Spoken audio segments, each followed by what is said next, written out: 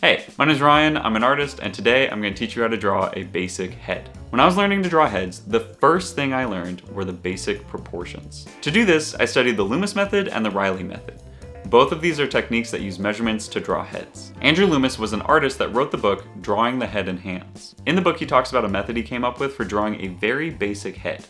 It goes like this. Draw a circle, cut off the sides, and then draw a center line vertically. Draw a line at the top of the circle, and this will indicate the hairline.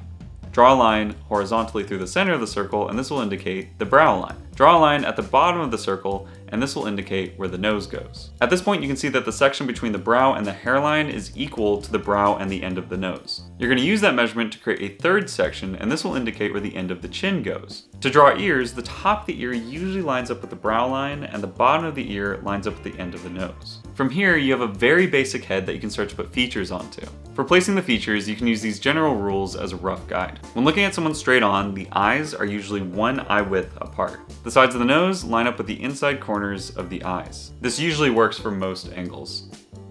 And the corners of the mouth typically line up with the center of the eyes. This also works for most angles. Okay, you can already see them talking about different angles, and that's because now that you know these basic measurements, you're going to need to practice drawing these basic heads in different angles and perspectives.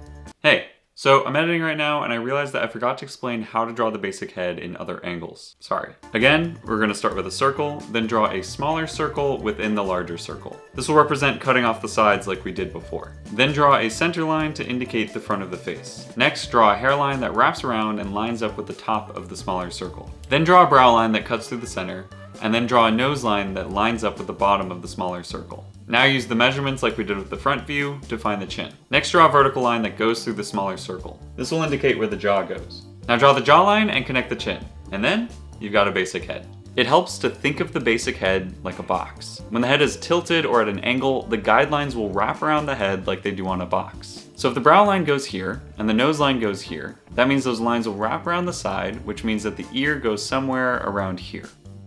When I was a beginner, what I did to really understand these rules was create a ton of master copies. I looked up Andrew Loomis's drawings and copied them into my sketchbook.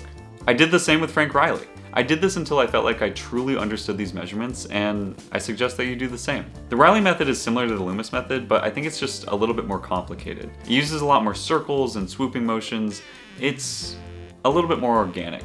I think it's good to study just to kind of understand it, but honestly, I think it's just a lot more fun to do master copies of. So, understanding these methods and having a good grasp on how to draw heads like this is super important, but I think it's also important for me to say, I never draw heads like this anymore. As I've grown as an artist, I've simplified these heads even more. I think at this point, to start a drawing of someone, I draw a light circle, the angle of the face, and the jaw. Then from there, I add the hair and the other features. I don't draw the guidelines as much, but I think about these heads and the measurements all the time. At this point in my art, I don't need to be so technical. I can usually just look at a reference and start drawing it. Because I've studied these heads so much and memorized these rules of thumb, I now have a mental checklist that I can use as support whenever I draw anyone. Thank you all so much for watching. I hope you liked the video. I hope you got some value out of it. If you did, then please hit the like button. If you're looking for more helpful tips on how to get better at drawing people, then check out this video right here. And I hope to see you all next time. Bye.